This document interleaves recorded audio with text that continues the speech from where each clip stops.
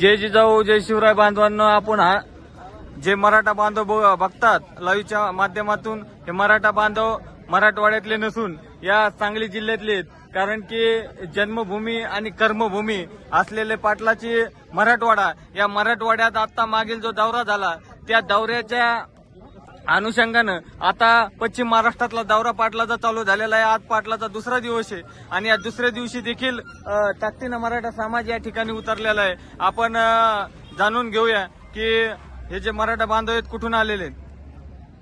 जय जिजाऊ जय शिवराय. नमस्कार सर्वांना. आम्ही जत तालुका, सांगली जिल्ह्यातील जत तालुक्यातून आलेलो आहोत. तरी जरांगे पाटील साहेबांना सर्वांनी पाठिंबा देण्यासाठी लाखोच्या संख्येनं जत तालुक्यातून आम्ही आलेलो आहोत. तसेच जरांगे पाटील जे सांगतील ते आम्ही करण्यास तयार आहोत. परत आमचा जत तालुका हा दुष्काळ तालुका आहे. आमच्या तालुक्यामध्ये पाण्याची समस्या तर आहेच, परंतु ज्यांची शेती आहे ती सुद्धा दुष्काळामुळे एकदम बाद झालेली आहे. त्यामुळं आमचा समाज एकदम मागासलेला आहे. त्यासाठी आरक्षण हे महत्वाचं आहे आणि आरक्षण मिळणं गरजेचं आहे. ते पण कुणबीमधूनच मिळणं हे गरजेचं आहे. कारण 50% वर शासन आरक्षण देणार नाही. त्यामुळं जरांगे साहेब जे सांगतात ते योग्यच आहे. त्यासाठी आम्ही त्यांच्या खंबीरपणे पाठिंबा राहणार आहोत. आणखीन आम्ही लाखोच्या संख्येनं त्यांनी कोणतेही ऍक्शन घेऊ देत त्यासाठी आम्ही तयार आहोत.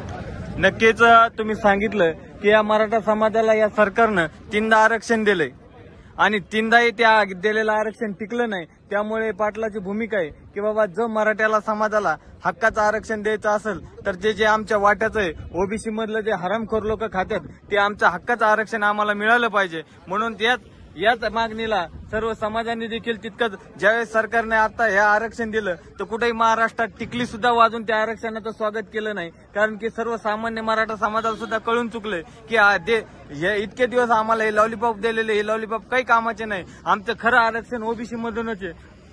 आणि ह्या आमच्या योद्ध्याला योग्य दिशेनं चालू असलेल्या या लढ्याला पाठिंबा देण्यासाठी सर्व समाज बांधव या ठिकाणी आलेले.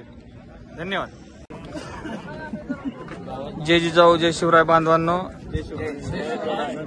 या ठिकाणी काही समाज बांधव आहेत की आत्ताच अवघ्या काही वेळात या ठिकाणी पाटलाचं आगमन होणार आहे आणि याच अनुषंगाने या स्वागतासाठी इथं थांबलेले आहेत. हजारोच्या संख्येने या टोलनाक्यापाशी मराठा बांधव थांबलेले आहेत. त्यात काही या सांगली परिसरातील मराठा बांधवांची आपण प्रतिक्रिया घेऊया. नाव सांगा तुमचं. माझे नाव जगन्नाथ आनंद बागले, गाव बनेवाडी, तालुका कवठे मंकाळ. आम्हाला ओबीसीतून आरक्षण मिळावं यासाठी आम्ही जरांगे पाटलांना भेटण्यासाठी इथं आलेलो आहे. त्यांच्या मोर्चात सहभागी झालेलो आहे आणि आमच्या गावातून बऱ्याच मोठ्या संख्येने लोकांचा प्रतिसाद आहे. तर आम्हाला ओबीसीतून आणि 50%च्या आतूनच आरक्षण मिळालं पाहिजे. जे जरांगे पाटील म्हणतात की 50%च्या आतून आणि ओबीसीतून तेच आरक्षण आम्हाला मिळालं, कारण तेच आमच्या हक्काचं आहे.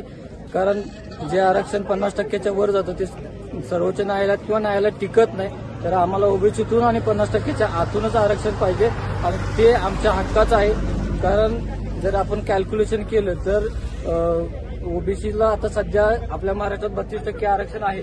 जर 32च्या त्यांच्या डबल झालं तर ते 64% होत आहे.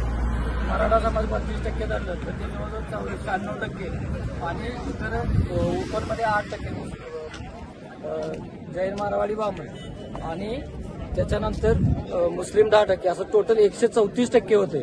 तर आमचा समाज हा ओबीसी मध्येच आहे आणि आम्हाला ओबीसीतूनच आरक्षण मिळावं यासाठी आम्ही इथं आज उपस्थित आहे. धन्यवाद.